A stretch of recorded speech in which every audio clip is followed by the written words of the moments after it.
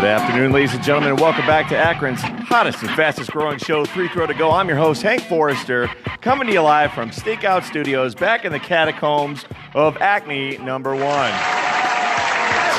we have a unique show as we dive into the world of local politics, but before we do that, making her broadcasting debut, let's have a big round of applause for Lindy.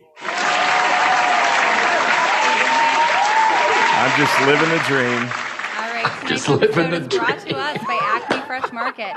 Right now, they've got great deals on breakfast items, including General Mills cereals that are just $1.88 per box. Love me some cereal. Lucky Charms for the win. In addition, don't forget that this upcoming week is Teacher and Nurse Appreciation Week, and we all know that they could use some gifts. Acme has covered you with the perfect gifts, however, for flowers for just $5. In addition, you can save $2 when you buy 2 greeting cards, so one for your nurse, one for your teacher. So what's not to like? I went to Acme on Friday. They had $5 Friday, right? What? And I have, Kate is actually here in studio. Hey, Kate. Hi, how are you? She rarely shows up, but she's here tonight for this special event. And she got 3 of those massive gallon jugs of tea, whatever that tea is, for $5, right? So pay attention, folks, to your Acme Fresh Markets when they run those $5 deals. They actually are completely ridiculous in terms of what they offer for $5. Hey, folks, tonight is also brought to us right here. Did you move them on me? Is this the right one? That's the right By one. Cycling Solutions.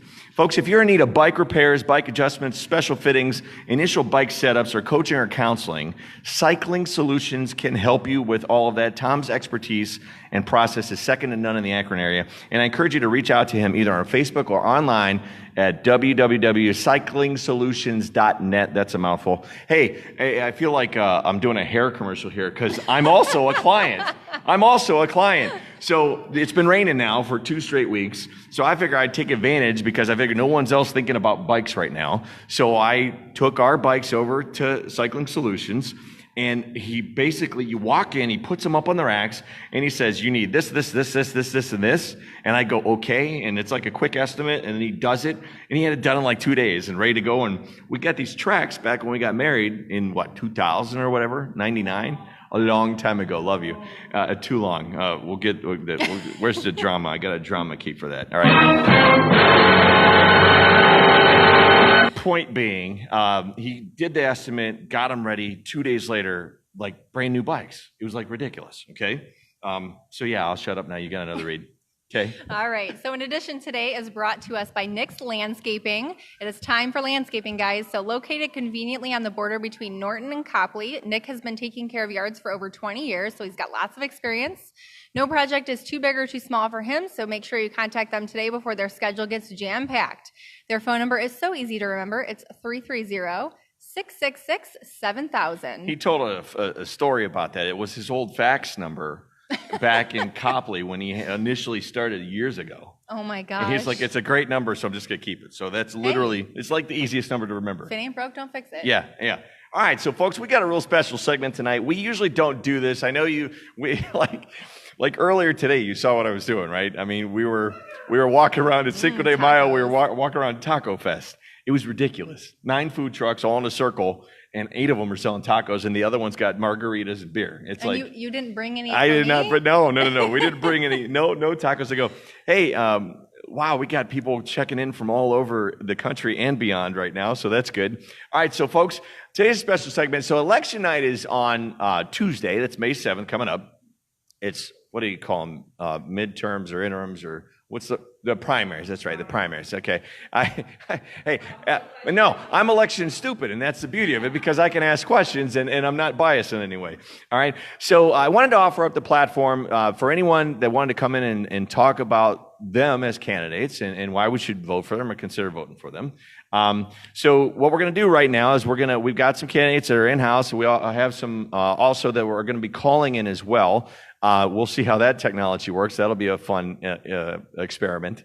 But in the meantime, if you have any questions, please feel free to list them in our comment sections. And at that point, we'll ask them either live to that candidate, if it's specific to that candidate, or we will ask them toward the end and allow them to come back up. Okay? So right now, we're going to start with our first candidate. And again, this is in very random order. So we're going to ask Sharon to come on up.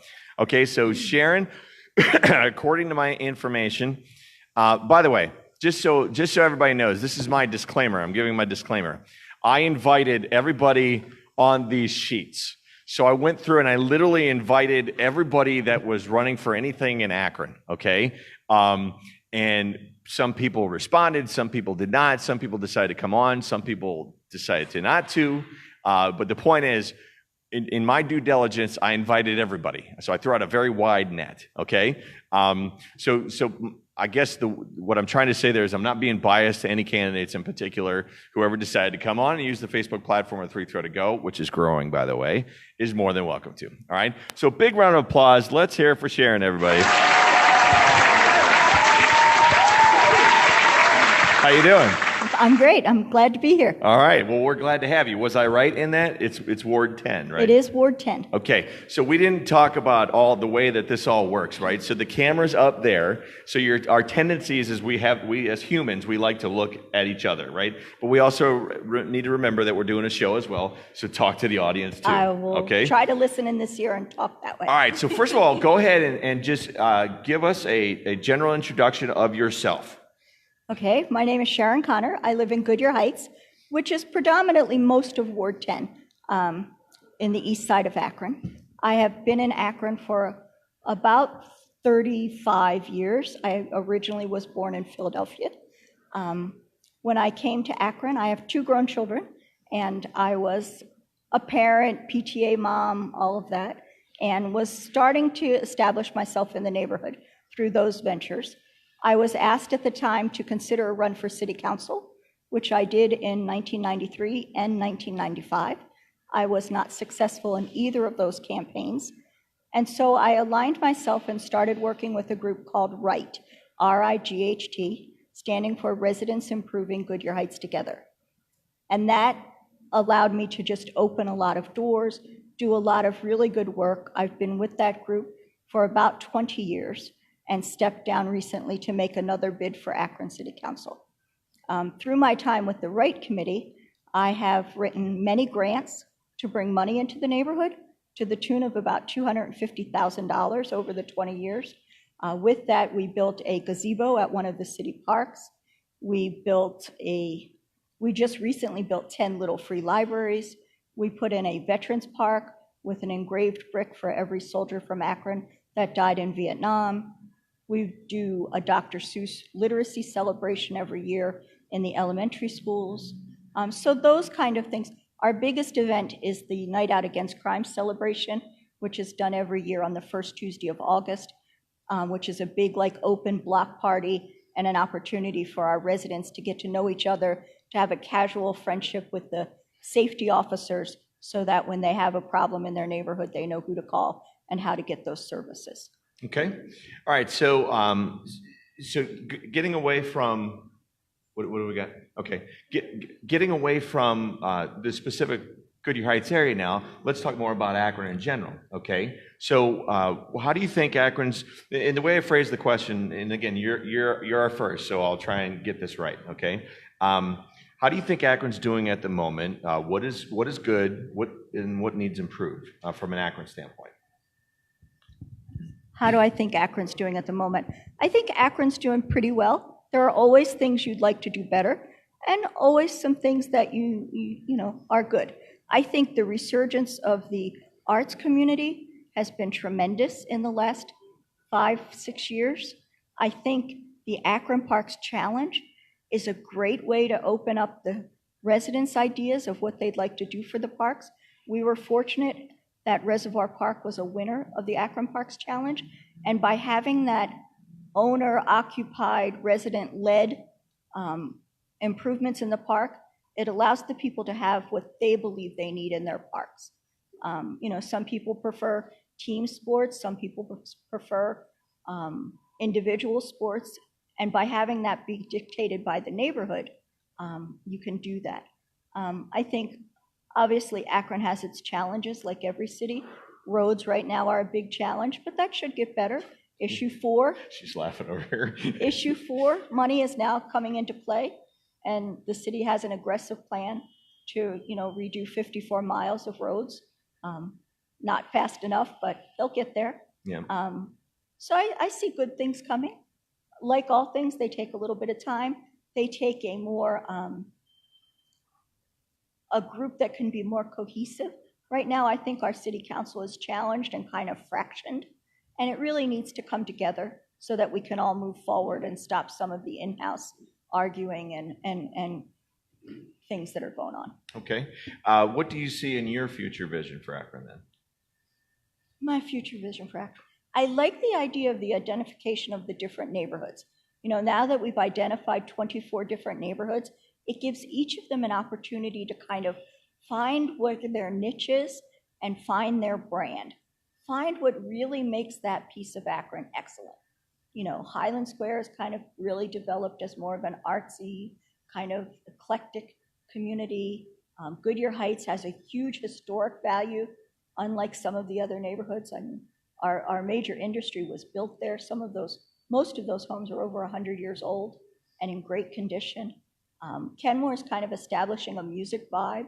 And I think as all the neighborhoods come up to that level, their leaders within that neighborhood will help them find their identity. Okay. Now, as a candidate, so what separates you apart from other candidates? And basically, this is the pitch part. This is where you say, well, this is why you should vote for me. Well, this is why you should vote for me.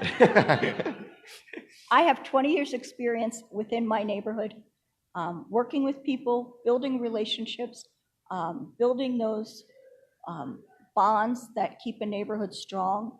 I have a good rapport with the leadership downtown, so I won't need to take a lot of time to build those relationships. I have a long-standing communication with the neighborhood. We run the Right Committee under my leadership runs a newsletter that comes out strictly for the neighborhood. It distributes to 2,000 people every other month. I have an email chain that has about 300 or 400 people on it right now that we do regular weekly blast of what's going on in the neighborhood. I've spent time building all that. You won't need to wait for somebody to do that. The other thing that's real important is I have been to probably most of the events that have been in the neighborhoods for the last 20 years. If you ask people in the neighborhood, they'll tell you, I'm the lady that comes to everything. People know me, they identify with my work, and I think we can build a much stronger neighborhood that way. Okay. Sharon, we really appreciate you coming on. We wish you the best of luck.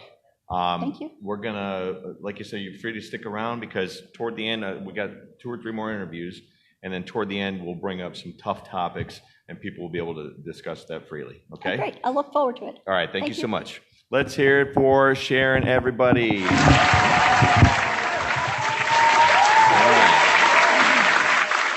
So now we're gonna grab a chair, honey, if you would. That'd be great. And at this time, we're gonna bring on Mr. Neal. So our next candidate we're bringing on is Russ or Russell Neal, depending on how you know him. And he is with Akron Ward 4. Is that correct? Oh, so everybody, let's have a big round of applause for Russ, everybody. Thanks for being on. All right, so at this time, now Lindy's making her debut tonight, okay? So good job, Lindy. So I'm going to allow her to interview you, okay? So same kind of questions and go for it. All right, so thanks for joining us and helping us out. And so if you want to kind of introduce yourself and tell us a little bit about yourself. And Okay, well, thanks for having me. My name is Russ Neal. I serve as the council person for Ward 4. I'm in my 5th term. At the end of this term, it'll be 10 years that I'll be able to serve on council. On council, I chair Park and Recreation. I have chaired Public Utilities. Also sit on the Planning Committee, Health and Human Services, and the Green Committee right now. But I've also served on Safety and Housing on my term on council. Awesome. Okay. And so tell us a little bit about your Akron story. Did you grow up here? Did you move here? Sure. Where do you live within Akron? Born and raised here, graduated from Bookto High School. Lived in West Akron the whole time I've lived here. Only time when I moved away, I graduated from Ohio University, lived in Columbus for a while and traveled the Midwest and made a conscious decision to want to come back and give back to the community. What got me involved in politics, I was always involved in grassroots organization. But when they were building the schools, when they were building Bookto High School, had a chance to see politics at work and wanted to make sure that my community had a seat at the table. And was asked by some folks from my involvement in the community and whatnot to take a shot at council, and that's what got me involved. You talking the new Bookville CLC? Yes. Mhm. Well, just real quick, I have part of that as well on the construction side. Back then, at that time, I worked for a fence company, and I was one of the primary salesmen, and I eventually owned that company for a short time. And so all the fence that's around Bookville, I did, okay?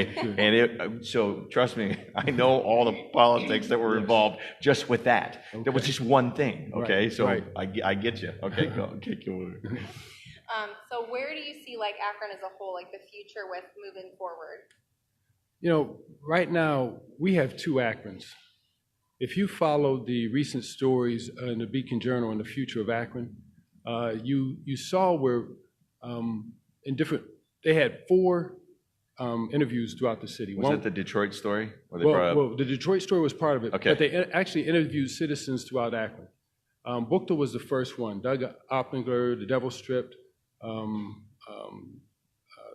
the Beacon Journal, and NPR, KSU NPR, I think, were the ones that were hosting these. And they had conversations at Bookville, at North, I think higher, and I forget the other place, four places. At Bookville, they had more participants than the other 3 combined. And the conversation was about, housing, economic opportunity, things for our youth, concerns for our seniors, safety, and just opportunity. And so the challenge is making sure that as we create opportunity, that we create opportunity for everybody. We don't want to leave anybody behind. And Ward 4 is a unique area. Matter of fact, where I live, if you stand on one corner of Delia and Store Avenue, one way you have homes that are, well over. You're in my head right now. Keep going. Yeah. I use this example all the time. The other way you have homes that are, in that 80 to 150 range, and in the other way you have homes that are, maybe 50 to $40,000. Right there at that one spot. I say that specific intersection is literally a cross-section of America. Yes, it is. Like you could stand there and it's in all 4 directions and you Yes. just go, are you kidding me? Right. Because you got new money, you got old money, and Right. then you got just dilapidated, Right. just the houses are Are beat challenged. up, Mhm. right? And it's like amazing. Right. I mean, The fact that you and- could stand on the corner and probably toss a stone and hit any one of those. Yeah, directions. and I made a pothole famous on Store. That was my pothole that got tweeted all over the place. It was on Store. That's where I did that. So, Okay. all right, continue. I'm sorry. Okay, no I problem. talk too much. So what kind of separates you from the other candidates, and like why would people want to vote for you? I think I'm fortunate to come from a community that has that is rich in people that give back. But I think because people know that I'm for the community. I mean, I'm not for I'm not for a party. I'm not for a special interest group. I answer to my constituents. I know. I mean, I'm born and raised there, and so my only desire is because I know if I do what's right for my community, I'm doing what's right for Akron. And so just making sure that folks have things. I'll give you an example. I chair Park and Recreation. When I came on council, if you grew up in West Akron, you knew that Forest Lodge used to have ice skating, used to have the ballet, used to have the symphony. And when I came back, I was like, why'd they take the ballet? I know why they took ice skating. They took that downtown. Okay, so I'll give them that. Right. But why'd you take the ballet and the symphony out of... Went over to Hearts. Yeah, I was like, wait a minute. And then I found out in certain wards, they didn't have...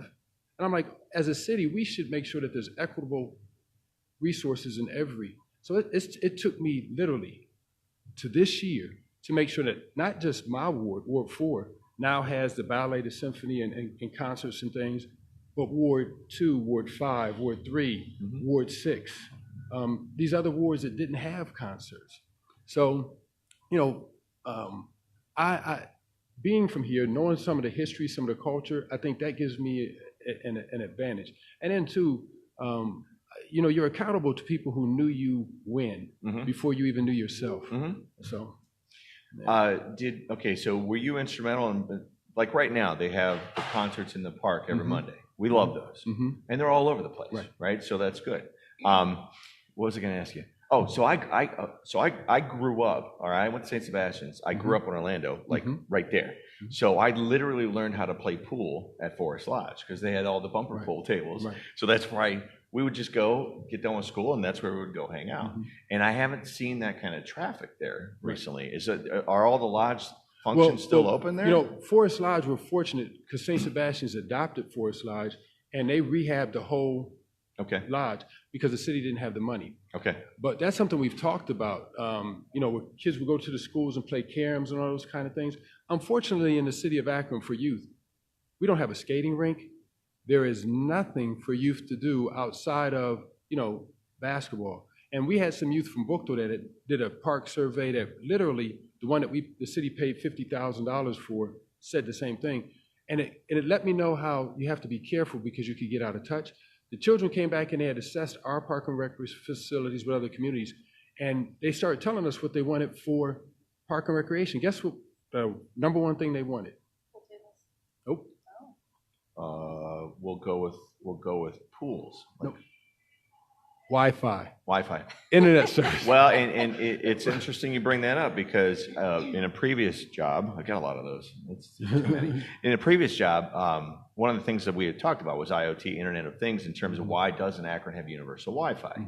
Because a lot of these kids don't have Wi-Fi at home. Right. So you can go after school, you can go to any McDonald's in the city, and there's kids all over the place doing their homework. Right. Because they got their Chromebooks.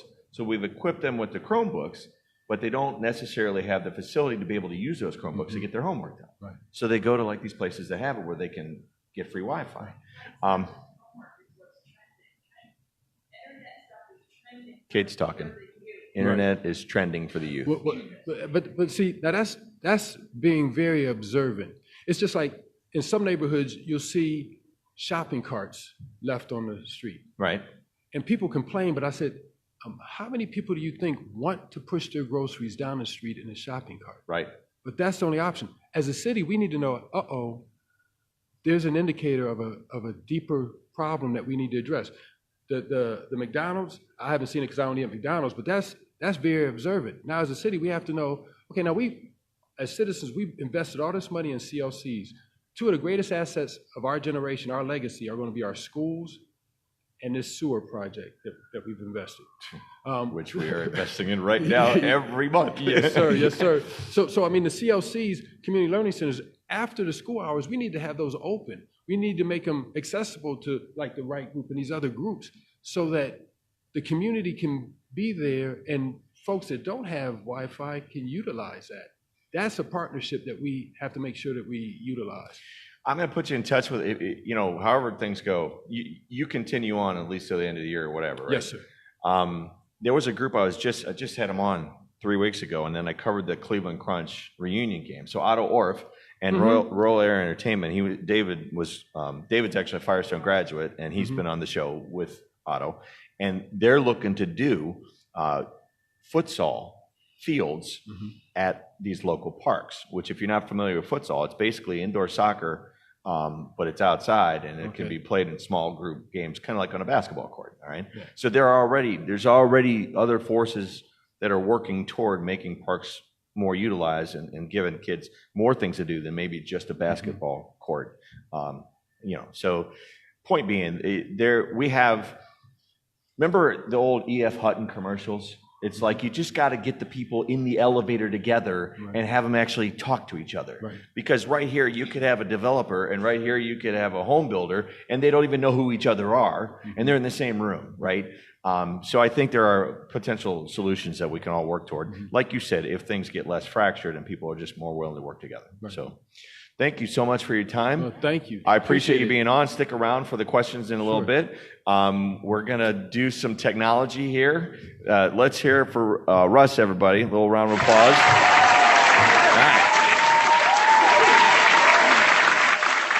Technical issues. Let's go ahead and scoot in. Scoot in so they can hear you. Story of life. Well, right?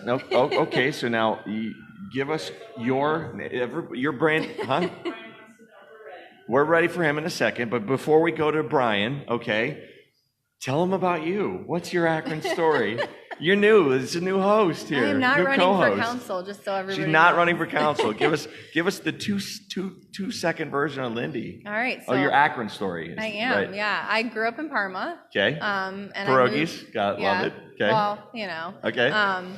The Polish, you know. Yeah. Very, very diverse out there. Okay. I grew up in Parma. I went to Kent State for my freshman year of college, and after that, I went back and stayed in Parma for a while. And then when I met my husband, I moved to Akron, and pretty much been here since 2013. So. Okay. All yeah. right. Well, welcome. Love everything Akron We're has. glad to have you. Lots All of right, good food. So pull that. Yeah. Go ahead. No, we're ready now. Okay. So go ahead and pull the mic, that pink one, and we're gonna try this. So we'll see how this works. See what happens. All right. So we'll do this. Yeah. Just go ahead and call, honey.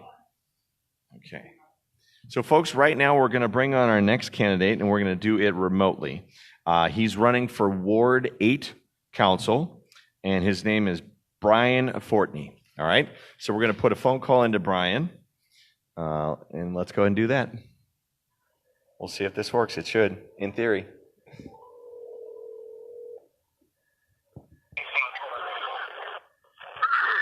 Hi, Kathy. How are you? Actually, hello, Brian. This is Hank. How are you? Hey, Hank. Brian Fortney. How are you? I'm good. You are live right now on the air. Oh, wonderful. Let's see. Hold on. Let me figure this out real quick. Where's the speaker at? Where's the speaker at in this thing? All right. I'm excited to be. I'm excited to be on with you. I get that I'm probably the only candidate running in Akron who happens to be sitting next to the beach in San Diego right now, having brunch. Brian, that's a very mean thing to say. But to be honest, I'll be honest with you. We did get some sunshine today for the first time in 2 weeks. So Correct. Yes, I saw some pictures on. I saw some pictures on Facebook for some people who had a chance to brave the construction downtown and get out for an Arrows game, Sunday FBA Arrows game. yeah, so we got that going on, and Cinco de Mayo is today. And earlier today, I went and I covered Taco Fest out in Norton, and that was fantastic. So Awesome. So thank you for calling in. We appreciate your time. And what we're going to do is I'm just going to run you through the questions. We've had a couple other Great. candidates on already. Okay. So first, just go ahead and introduce yourself to our audience. Well, I want to say hello and thank you for having me on. My name is Brian Fortney. I am raising my hand so that we can work hard together to improve Akron, starting in the 8th Ward over on the northwest side. I bring 20 years of experience in industry that has spanned communications, advertising, marketing, and PR. And for the past 7 years, I've worked in the most critical industry our country, our state, and our city has, and that's manufacturing. I lead the global customer training business for Rockwell Automation, and really our charter is to help our customers bridge the industrial skills gap. We talk all the time with customers that can't find the skills in the workforce that are needed. And you may ask, why? How does that tie into this? Well, Akron needs to be able to establish its brand based on the most valuable asset it has, and that's its workforce.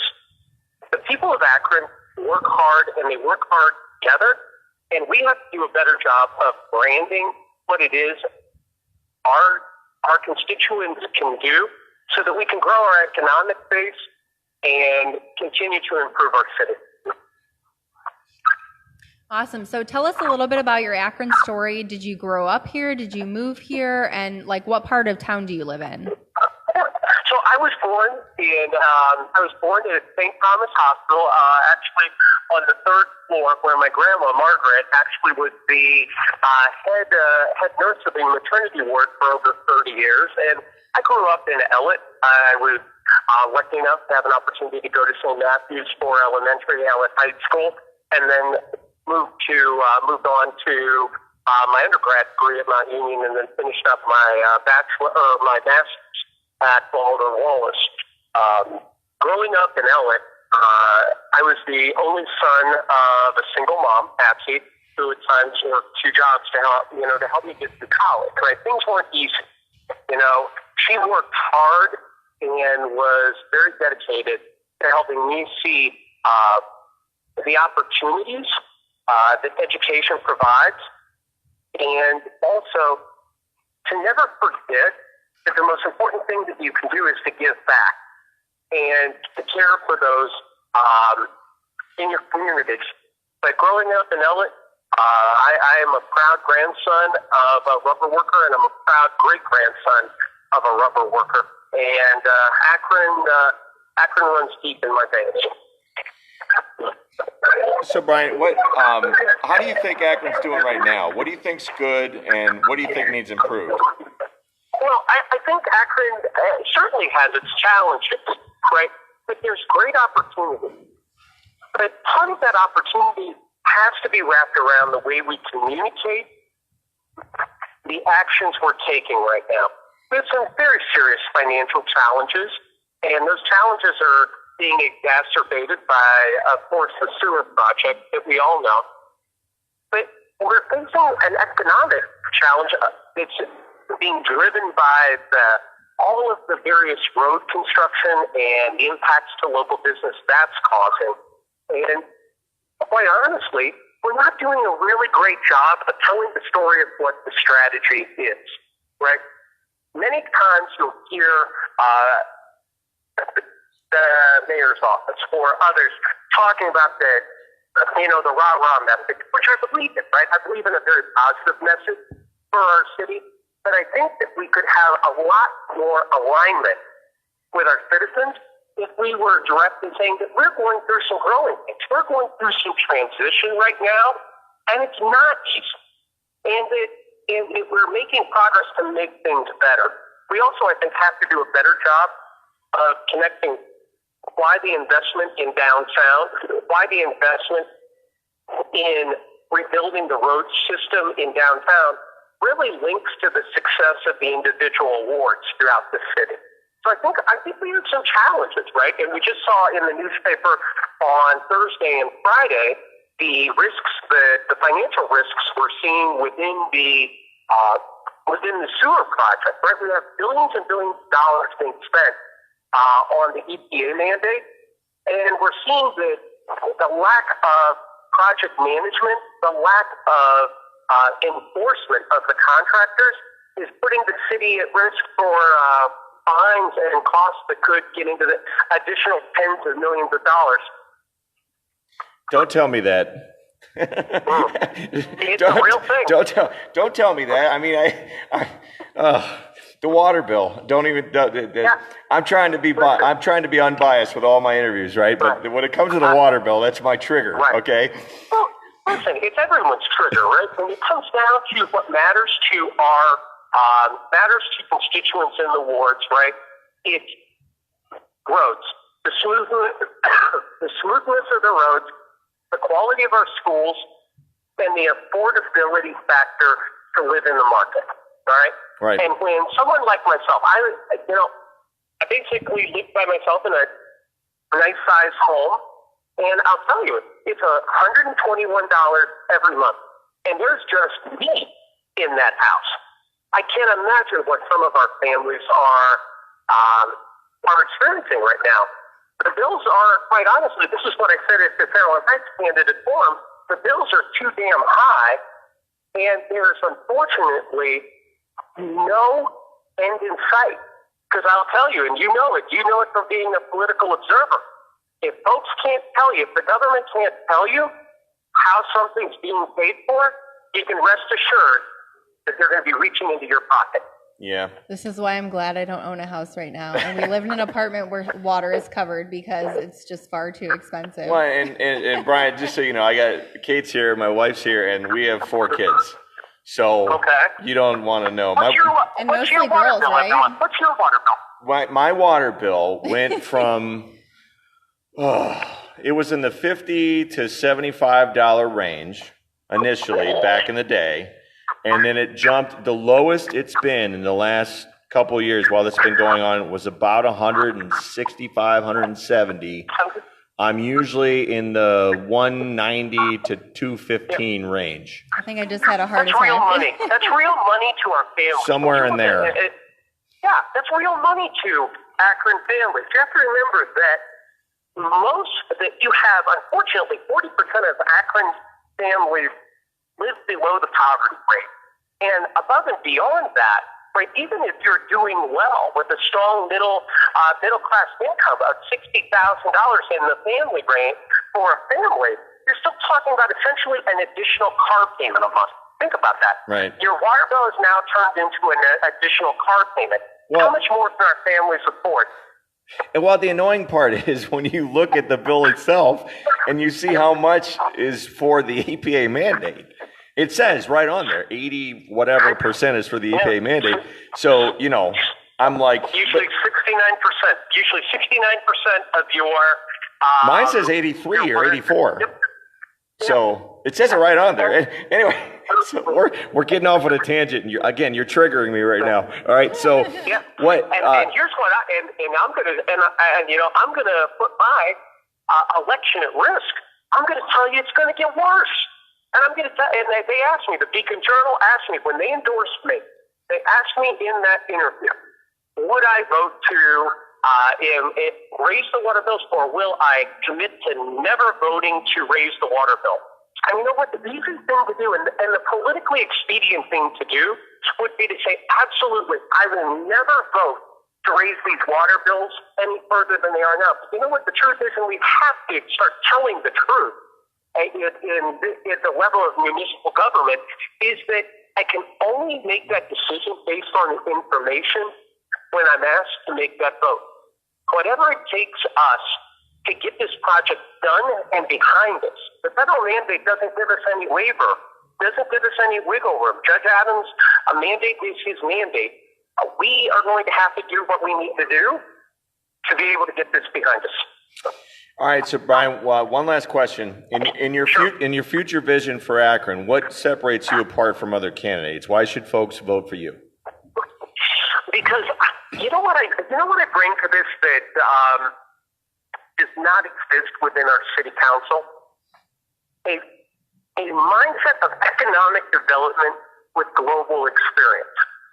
Again, when the Beacon Journal endorsed me during the interview, we talked a lot about the strategy of tax abatements, the 15-year tax abatements for new residents in downtown Akron and in the area for new construction. And I said, that's a tactic that we have to deploy.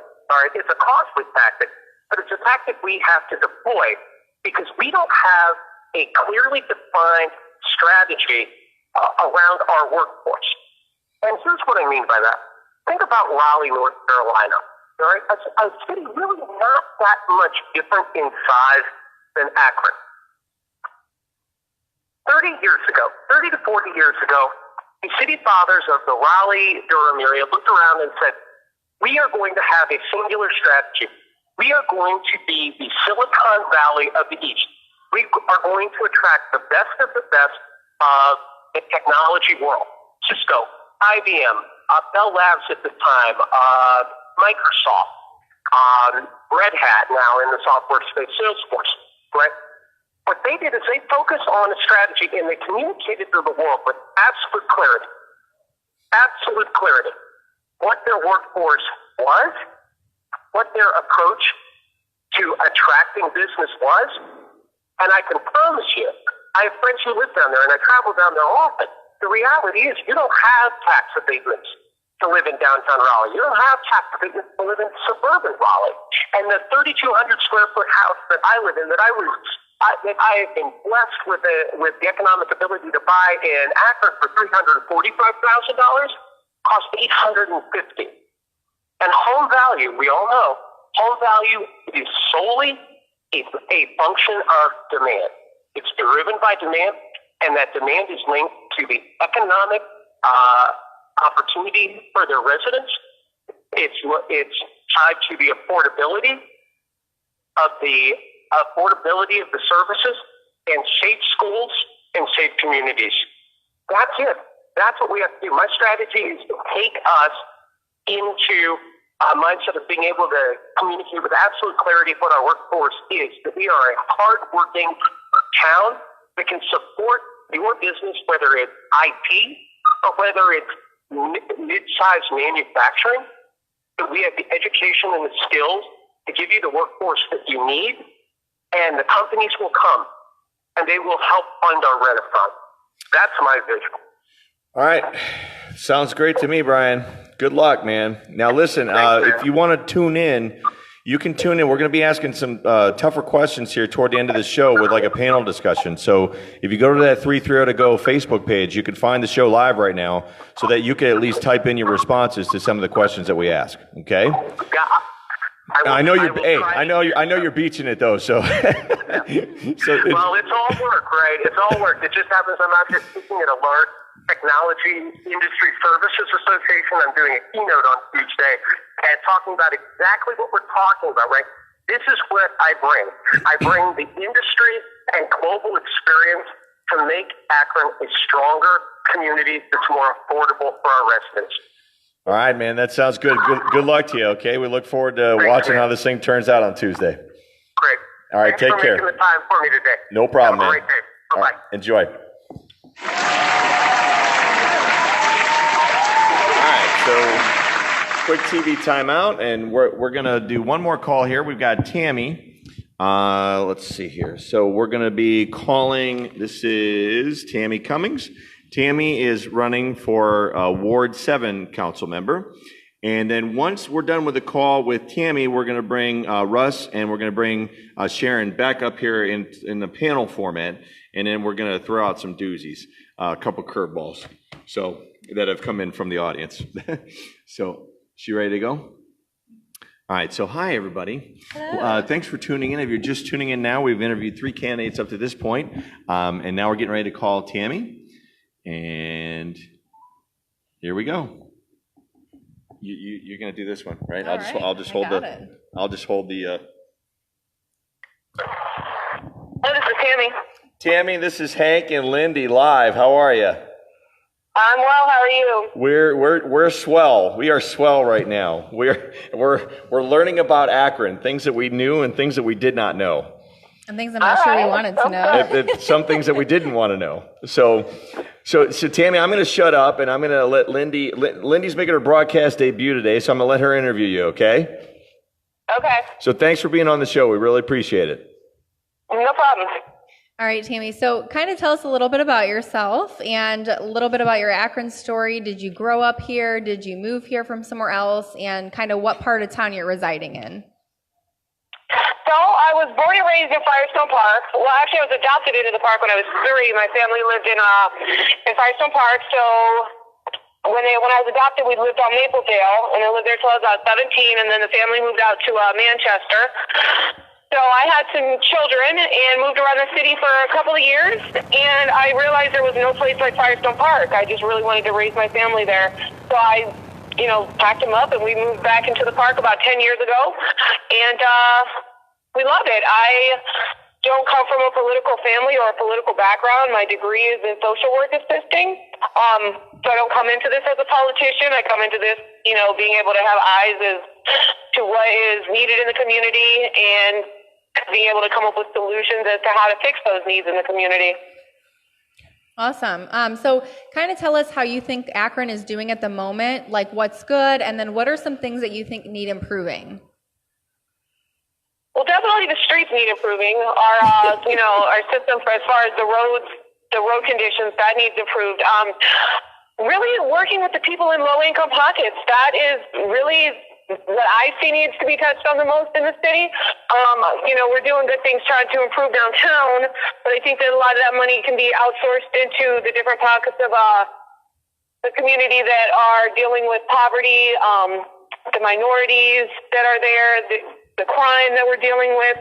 All of those are solvable problems that we could be working towards, getting solutions and lifting the whole city out of this poverty epidemic that we're dealing with. Awesome. So what do you see in your future vision for Akron? I really see just being able to stop, dealing with the crime and the poverty where we're at. If we can stop all that and we can start to move forward as far as revitalizing these communities, bringing hope back into these communities, giving the neighborhoods a sense of pride with where they live, with who's representing them, knowing that their elected officials are actually on the ground with them on a regular basis, working to meet the needs individually as well as a whole. I think that would be a really good way to start moving the city forward, as well as start to, lift it out of poverty and just really work towards creating a better situation for everybody. What are some of your proposed solutions to achieve that? About 2 weeks ago, I had the Akron Police Department recruiting team on the show because right now they're actively looking for new police officers because we don't have enough. So what's your thought process and how do you say we need to fix crime, we need to fix poverty, okay? What are some of your suggestions to do that? Well, we need to bring back the community block watches, of course. We also need to, in the different areas where crime is really running rampant, like the Arlington homes and stuff, we need to do the basics up there for safety. We need to get the street lights fixed. We need to maybe hire some additional security guards. They don't have to be police officers, additional security guards. And once we start to work with the residents, bringing programming to them, such as GED programming, to the adults living up there, some job readiness programs. We can get them, connected with career clothing banks, get them some resume prep, get them some interview skills. If we can get all of those together and start working to help lift these people up out of poverty, give them some skills that they can get decent jobs, then we can start to crack that, sorry, I'm outside. Let me step in my car real quick. Okay. You're fine. We hear you great. We hear you clear. Pardon me? We hear you just fine. You're coming in loud and clear. Okay. So we can really start to see an improvement as far as the poverty rate goes. We have to give people a chance to get out of this and give them hope. A lot of the issues we're dealing with, the crime, the drugs, the poverty, all of that stuff is generational. Grandma was in poverty and in the projects, and then mom was. Now, it transfers on down to the children. We can break that cycle somewhere along those lines with mom or the child. It doesn't have to keep going down. Some of these people, they simply don't know how to pull themselves out of their situation. So what would you say separates you from other candidates, and why would someone vote for you? I have a passion for people. I really am able to connect with people on a different level, especially people who I call them the forgotten population. I have always been able to just connect with people as far as that goes. And, I don't come into this from a politician point of view. I come into this from a social work point of view. Like I said, identifying a problem and coming up with a solution that is more than just, signing legislation. There's so many different needs. Ward 7 is so diverse. There's so many different needs that we need to tackle each one of those individually in each neighborhood and then figure out as a whole, how can the whole ward still continue to move forward as far as jobs are. One of the biggest concerns I hear from these residents are the homeowners are moving out and they're all becoming rentals. Well, how do we get some of these people on the path of homeownership? What programs do we need to introduce them to, and how do we make this an attainable goal to move from renting to homeownership so the value of the properties can go back up and the sense of pride in the community can be, replaced? Well, that sounds great, Tammy. We really appreciate you coming on with us. I know you're out doing another event and you made the time for us.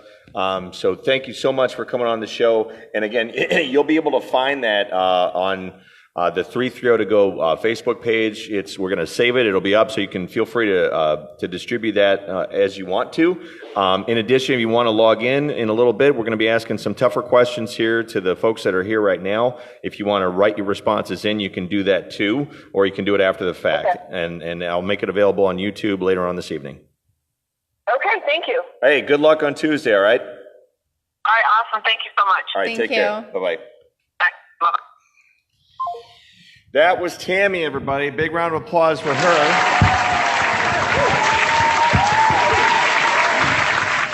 Well, that wasn't like it it wasn't like broadcast history, but I mean, for us, we don't have the patch. We can't afford all the big technical stuff yet. That so worked just it fine. worked out just fine. Okay. So right now, this time we're going to do a little shift. I'd like to bring Russ and Sharon back on. So let's make some room. Honey, if you want to go ahead and re-angle the camera, and I think put Sharon here, and then you put Sharon next to you, and then Russ on the end with a chair, and then that way just take the mic out, and they can share it and pass it back and forth. So thank you. We've got some folks that came in that are some neighbors, some neighborhood folks. First of all, before I go and ask my questions, do you guys have any questions that you'd like to ask some of our candidates?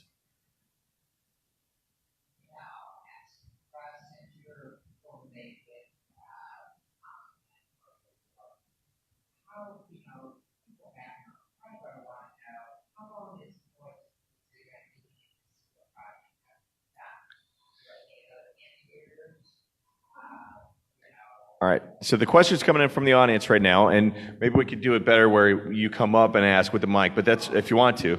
Honey, you got the video ready to go? Just go ahead and pan on over, okay?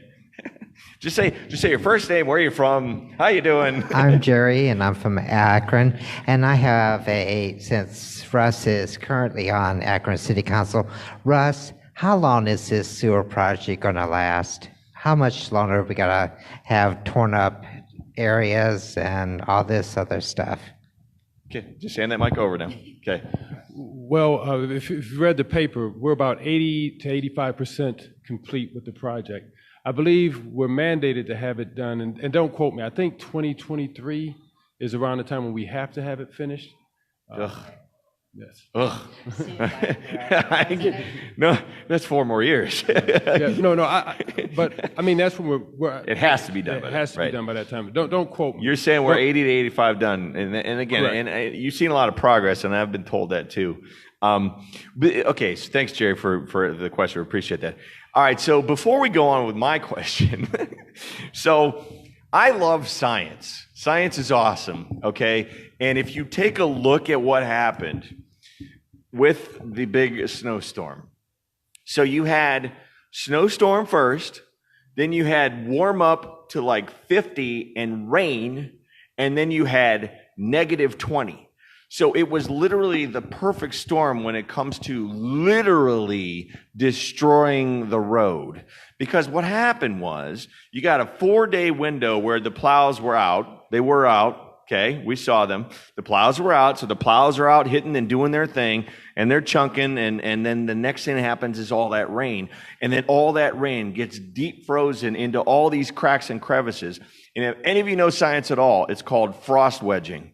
So the water then gets into the cracks, and when it freezes, it expands, and it literally blows the roads apart. So then when the plows do come by again, it leaves these big gaps and holes. Go ahead. And I want to say to that too, like as far as the roads go, they keep patching them, and that's fine. That's a short-term fix. But for you to continue to patch the roads, then the plows are coming over. You're basically it's like reopening a wound. Like patching the roads are not the answer anymore. Correct. And the problem that they ran into, and again, all right. So if you follow 330 to go, you know that I was on I went to cover the city council meeting the week after the plow thing, and nobody was talking about the plow thing, about any of the issues. So I went and I spoke, and then they took it and they put it on Fox 8 News, and it made it sound like dogs and cats living together, mass hysteria, panic at the disco, okay? And it was just a little bit too much. I didn't mean to sound so crazy negative like that. Because the guys were doing what they could, the gals were doing what they could, but at the same time, you had the perfect scenario of a worst case scenario to destroy roads, and that's what happened. But now we're in the problem of now we have to deal with it. And do we have the money to handle it, number one? So more importantly, the biggest question I have is, what is downtown doing? I went and I covered, and again, I didn't mean to bring negative attention, but it kind of happened that way. I went and I covered some of the local businesses that are in downtown right now that are struggling and that are floundering because of the construction. They're literally being choked to death because they cannot get people into their doors because there is no parking. I used the demonstration of my own truck. I went to Pots and Pans. So me and Kate, we honeymooned in Jamaica, okay? So I had heard about this great place downtown that sells jerk chicken and Jamaican food, Pots and Pans. So I went down there and I saw it. I mapped it and there it is. And I drove around. I went all the way back down around and I went. That's what it's called, Pots and Pans? Pots and Pans. It's fantastic. It was really, really good. I'm a spice wuss. She likes spice, okay? It was a little bit much for me, okay? But I still ate most of it because it was really good. And so the point is, though, we're driving around. I did one loop, okay? No parking. I'm like, okay, I know. I'm looking at the map because they give you this map of where should you go park in downtown, okay? I went to the parking lot. There's 20 spots, okay? 4 of them are handicapped, okay? And the other 16 are taken. But I'm looking over here, and there's this big parking lot, and the whole side facing Canal Park, it's wide open. And I'm like, I'm going to go in, I'm going to get my food, I'll be out, I'm fine, right? Good luck with that. Okay, so it belongs to Akron U. So there's this empty parking lot at lunch hour. It is 12:05. I'm like, I'm getting in and out, okay? I go in, I'm there about 20 minutes, 25 minutes. I come out, and there is a sticker. It's the size of this tablet. And it is down on my truck. It's on 30 vehicles around the perimeter. And it says, I put it on Facebook, and it said, I think I missed that. What did it say? It said, we now have your plate. If you park here again, you will be ticketed and or towed. Hashtag University of Akron. All right? So the biggest question that we have right now is, Brian touched on it. We're dealing with this development project, and there's so many opinions as to whether it's good or bad or whatnot, and whether it was even necessary in the first place, because apparently all they're doing is the big thing is they're putting in some roundabout or something and making it pretty around the roundabout, okay? So and I've been told by the city planning committee and the city development committee that they are giving grant money and grant opportunities to those businesses to survive while this is going on. All right, so the question I have for the two of you, and we'll start with Sharon, is what is there that we can better do to help these businesses in terms of parking? Is there another option? Is there anything that we can do? Parking for me is a day-to-day problem. I can tell you I drive a modified van, Okay, wheelchair accessible. okay, I get blocked in at least once a week by people. So even if we provide parking, it's probably not going to work for me, but that's okay. And when I park downtown and put the lift down, it gets caught on all those pretty bricks that are now in the devil strips. okay. So parking is a near to dear. Well, and it's an interesting question that we would bring up, right? Because that's a whole nother part to it. And like, let's say, I mean, you're a perfect example. Let's say that you do want to go to one of those places. No, I don't. I'm not going to go till after the construction's done. And that I can't. That to me, I guess, what's the word? Sad? What's the word? Discouraging. Or It's discouraging. If I go, my family is very used to, they take me, they'll drop me off, and I'll have somebody come pick me up. For me, that's the easiest way. And sometimes while the construction's going on, that may have to be the easier way for other people. You know, if you really want to go, have somebody drive you, Uber in or something, and Uber out, and then parking's not the issue. I believe when it's done, it will be nice. I'm excited about the roundabout because I'm hearing that there's going to be a statue of a rubber worker in the center of it. So as a Goodyear history person, that's exciting to me. Okay. But the parking and the construction is a problem. Okay. Russ? You know, several things. One, it concerns me because I'm a small business owner, and I went to Pots and Pans, and it is difficult to park there. I don't know if the city, it's obvious that we didn't foresee this, but now that we know about it, we have to do something. One of the things we had talked about is, since the city owns the utility, which is the water bill, give all of those companies free advertising by sending things out to try to drive business to those businesses, because everybody gets a water bill, just about everybody. And that'd be one way to get increase their exposure. As far as the parking, what we have to do is work with those who are around there to create the best case scenario out of what we have right now. You know, unfortunately, like I said, I don't know if we could have, I'm not in traffic engineering. I think, as you may have mentioned, or as Brian had mentioned when he called in, we have to learn to be quick to change, improve our communication. It's okay to say we didn't know, and then ask for input so that we can improve the situation, because I really do, I think the downtown project is supposed to last about another year. And so I can't see how a business can survive. It's 3. Another 3 years? Well, they said it was going to be a 3-year In that project, area? and Okay. this was year 1. Okay. Because I was talking to Charlie. I know Charlie. Charlie, Stray Dog Food Cart is one of our sponsors. Okay, so when I finished at Pots and Pans, I went down to see Charlie because Stray Dog's underneath where the library is located. Right. And he said that they've taken about a 20 to 25% hit in terms of where they're at. But they, at the same time, they had foreseen, he knew it was coming. He opened another location, and that's at, he opened another location over at the Northside Marketplace. So he kind of prepared for that, and he put another place up. So, you know, that we're starting to get a little crackle. I don't know what's going on, so check into that if you love you, Kate. So the next question then, so just keep the mic. So now, I had Sage on my show about a year ago now, and at the time, we had talked about the fact that they had at that time Second Chance Village still existed, and they were looking into making small little homes for them on property so they could have addresses. Obviously, all of that has now changed. That has been canceled, removed, and now we have a new problem. So where are you on the homeless situation in Akron? What are your thoughts on it as it is, and what do we do with it? Well, honestly, I think we should have supported what Sage Lewis was doing, the Homeless Charity Village. Unfortunately, you know, there's development with the Goodyear Entertainment area, and then the new housing that's going across the street from there. And I think that accelerated the concern of moving people out of Sage's location.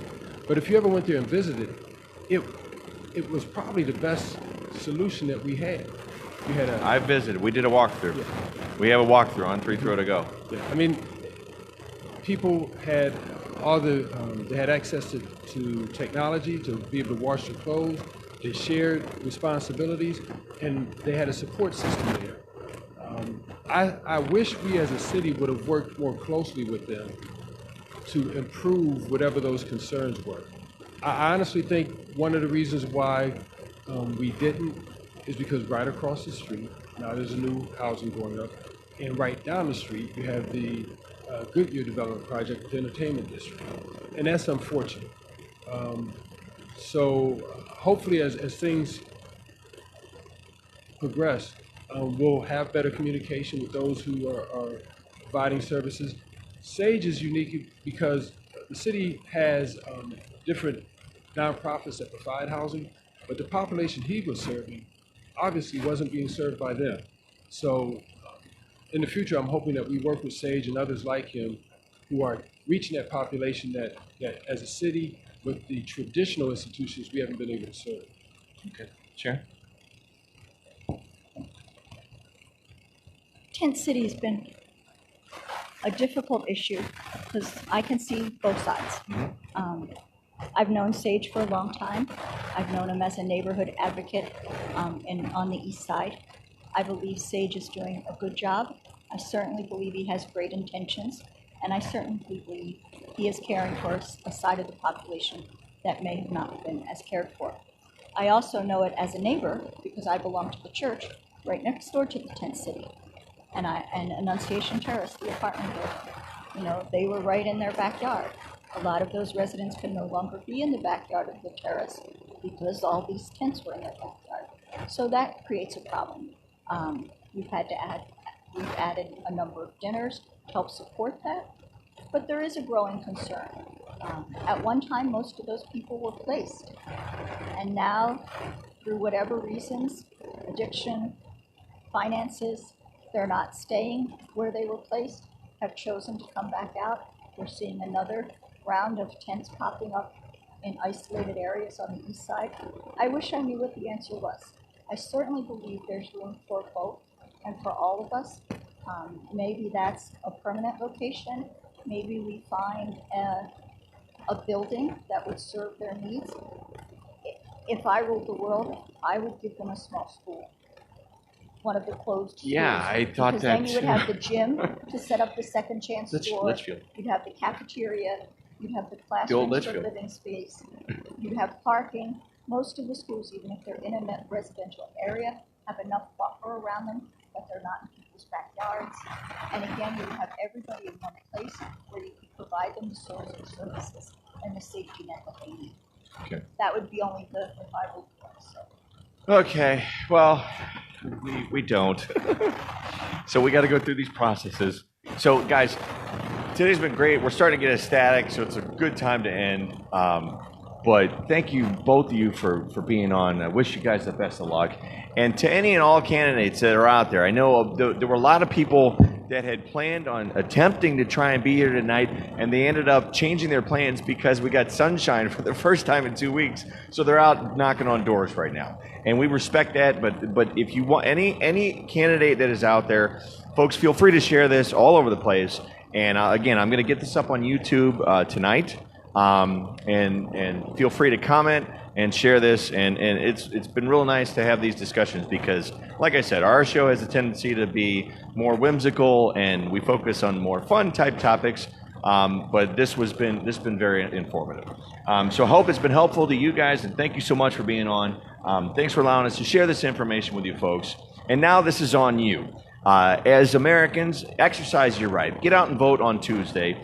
I'm going to get this up on YouTube tonight, and I'm going to share it with the neighborhood group, so it'll go on to Nextdoor in a little bit.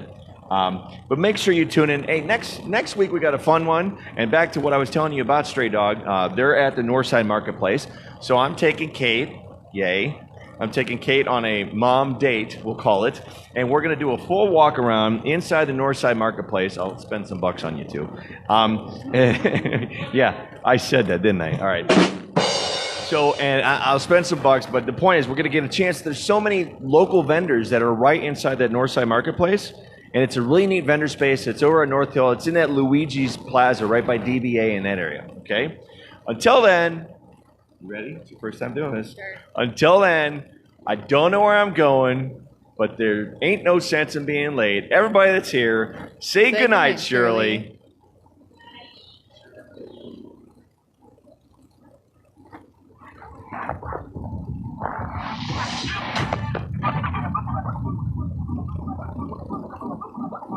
This podcast is a copyright of Moon Garden Media Limited. Oh, this a lot of peanut butter.